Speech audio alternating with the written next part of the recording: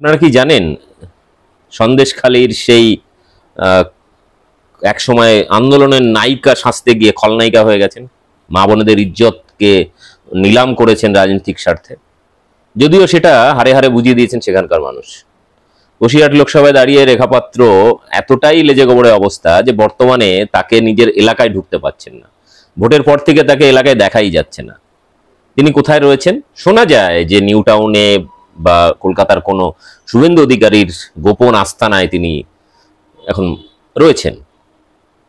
হ্যাঁ, গঙ্গাধর কয়াল, তারপরে সেই নন্দীগ্রামে সোনাচূড়ায় যে বিজেপি সমর্থক পরিবারের একজন মহিলা খুন হয়েছিলেন, তার ছেলে, এরকম বহু তুরুপের তাস, ষড়যন্ত্রের কি বলবো ভিকটিম কার্ড, এদেরকে পুলিশের হাতে এরা ধরা পড়লে সব ভান্ডাফোর হয়ে যাবে, অতএব এদেরকে লুকিয়ে রেখেছে শুভেন্দু অধিকারী। তো বিষয়টা হচ্ছে ভোট মিটে গেছে, হাইকোর্টের রক্ষা কবচ নিয়ে এরা ঘুরে বেড়াচ্ছেন যে পুলিশ এদের তদন্ত করতে পারবে না, অ্যারেস্ট করতে পারবে না। কিন্তু এলাকার মানুষ যা বোঝার বুঝে গেছেন। বিগত কয়েকদিনে সন্দেশখালী সহ পুরো বসিরহাট লোকসভা কেন্দ্রে ধারাবাহিকভাবে রাজ্য সরকারের যে গাফিলতিগুলো ছিল সেগুলো মেটানোর চেষ্টা করেছেন, অনেকটাই উতরে নিয়েছেন, মানুষের আশা ভরসা আবার ফিরে এসেছে। ফলে এলাকায় ঢুকতে পারছেন না আমাদের রেখা পাত্র। তো সাম্প্রতিক একটি খবর আমি সার্চ করছিলাম, আপনাদের খবরটা একটু দেখাই। তো হাজি নুরুলের কাছে, তৃণমূল প্রার্থী হাজি নুরুলের কাছে গোহারা হারার পরে এখন তিনি কি করছেন, ঠিক শুভেন্দু অধিকারীর মতো বা দিলীপ ঘোষের মতো দলের নেতাদের ভেতরে একটা অন্যরকম অন্তর্ঘাতমূলক, অর্থাৎ আমাকে হারিয়ে দিয়েছে পার্টির লোকেরাই, বিজেপির নেতারা তৃণমূলের সঙ্গে তলায় তলায় সেটিং করেছে। ফলে আবার সেই সেটিং তত্ত্ব এনে বামেদের মতো দায় এড়ানোর চেষ্টা, নিজেদের ভুল ভ্রান্তি মানে আড়াল করার চেষ্টা।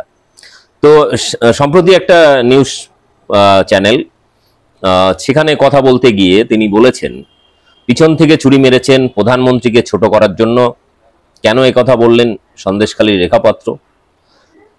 তো ব্যাপারটা হচ্ছে যে তিনি কেন সন্দেশখালীতে যাচ্ছেন না সেটা নিয়ে প্রশ্ন করা হয়েছিল। তো রেখাপাত্র বলেন, সময় হলেই সন্দেশখালীতে যাব, আমি চোর নই যে লুকিয়ে থাকবো, সময় হলে সেখানে যাব, এটা আমার ব্যক্তিগত ব্যাপার।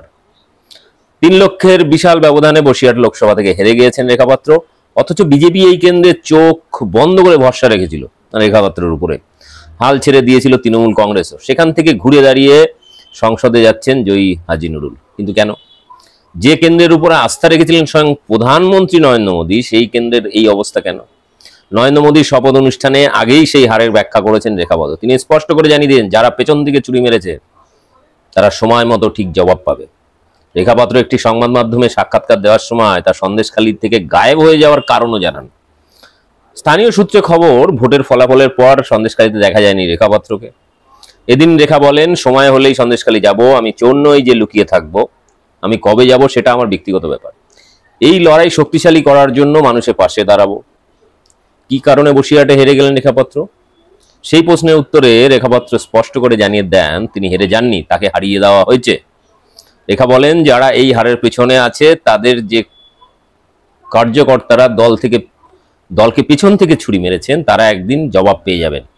যে দল সম্মান দিল সেই দলকে অসম্মানিত করার জন্য তৃণমূলের সঙ্গে হাত মিলিয়ে ওরা যা করেছেন তার জবাব পেতে হবে। এই হার মানছি না। তারপরেই রেখাকে প্রশ্ন করা হয়, তাহলে ছুরিটা মারল কে? উত্তরে রেখাপাত্র বলেন, প্রধানমন্ত্রী এবং বিরোধী দলনেতা মানে শুভেন্দু অধিকারীকে ছোট করার জন্য প্ল্যানিং করে আমাকে হারানো হয়েছে। এই হার বা পরাজয় মানছি না। যতই মিথ্যা আশায় বুক বাঁধুন, বেশি দিন থাকতে পারবেন না তারা। তবে এই কারা এই অন্তর্ঘাত করেছেন তার জিজ্ঞাসা করা হলে জানিয়ে দেন সেটা তার কাজ নয়, সেই কাজের জন্য রয়েছেন প্রধানমন্ত্রী ও বিরোধী দলনেতা। এদিন রেখাপাত্র আরো বলেন, তিনি অত্যাচারিত মানুষের পাশে দাঁড়িয়েছেন। পাল্টা বিজেপি ঘরছাড়া হওয়া সত্ত্বেও তাকে অনেকেই সমর্থন করেছেন। আগামী দিনে যেখানে অত্যাচার হবে সেখানেই তিনি প্রতিবাদ করতে যাবেন।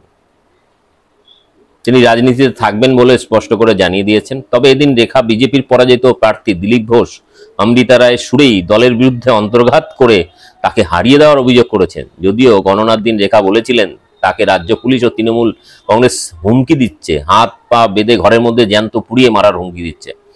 এদিন অবশ্য তৃণমূলের বিরুদ্ধে কোনো অভিযোগ শোনা নেই, কোনো অভিযোগ করেননি, পাল্টা দলের নেতাদের একাংশের বিরুদ্ধে ক্ষোভ উগরে দেন।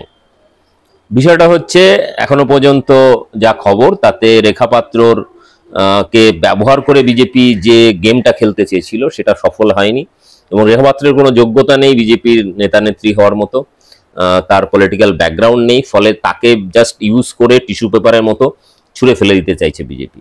মানে ঘাড়ের থেকে মানে কি দায়ভার ঝেড়ে ফেলতে চাইছে। কারণ বিজেপিতে এটা হয়েছে, রাজ্য বঙ্গ বিজেপিতে আমরা দেখেছি ধারাবাহিকভাবে যাদেরকে উল্কার মতো সামনের সারিতে নিয়ে আসা হয়েছিল তাদেরকেই এমন আস্থা করে ফেলে দেওয়া হয়েছে, ডাস্টবিনে ফেলে দেওয়া হয়েছে, যে তার খুঁজেই পাওয়া যায়নি। এই রেখাপাত্র এখন ধীরে ধীরে নিজের ভুলটা বুঝতে পারছে। আগামী দিনে হয়তো রেখাপাত্র সেই লোকের বাড়িতে যেমন বাসন মাজতেন, হয় শুভেন্দুর বাড়িতে বাসন মাজতে হবে, কিংবা অন্য কোনো নেতার বাড়িতে। আপাতত তিনি যা খবর তাদের নিউ টাউন বা অন্য কোথাও তিনি রয়েছেন, কোথাও একটা ফ্ল্যাটে রেখেছেন তাকে, কিন্তু সন্দেশখালিতে তাকে দেখা যাচ্ছে না।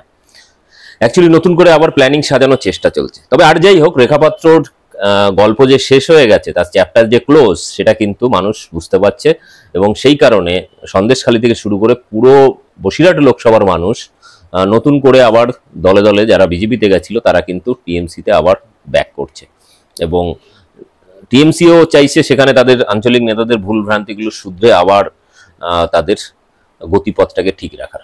ফলে রেখাপাত্র চ্যাপ্টার ক্লোজ ওভারঅল এখনো পর্যন্ত যা রিপোর্ট তার উপর ভিত্তি করে। কারণ এর আগে একটা লাইভ চলাকালীন আমি ফোন করেছিলাম, রেখাপাত্র প্রশ্ন শুনে রীতিমতো বিরক্ত এবং কেটেই দেন ফোন। অর্থাৎ যে সাংবাদিকদের সঙ্গে কথা বলার যোগ্যতা নেই, প্রশ্নের উত্তর দেওয়ার ক্ষমতা নেই, সে আবার নিজেকে বিশাল বড় নেত্রী ভাবেন। এবার ভাবের ঘরে চুরি করা বা হ্যালুসিয়েশনের অর্থাৎ মানসিক রোগের শিকার হয়ে নিজেকে যদি বিশাল কিছু মনে করেন, তাহলে সেটা তার ব্যক্তিগত সমস্যা, মানসিক সমস্যা। মানুষ কিন্তু তার ক্যারেক্টার, তার ব্যবহার সব কিছু, এবং তার এই যে নাটকীয়, তার যে সন্দেশখালী নামক নাটকের নায়িকা হতে গিয়ে খলনায়িকা হয়ে গেছেন, এটা কিন্তু মানুষ বুঝে গেছে, এবং রেখাপাত্র নিজেও বুঝে গেছে। ফলে আর এখন চক্ষু লজ্জার কারণে এখন মিডিয়ার সামনাসামনি আসতে ভয় পাচ্ছে। এই বিষয় নিয়ে আপনার কি মতামত অবশ্যই কমেন্ট বক্সে দিন, আর আমার চ্যানেল বং নিউজ লাইভ অবশ্যই সাবস্ক্রাইব করুন। ধন্যবাদ।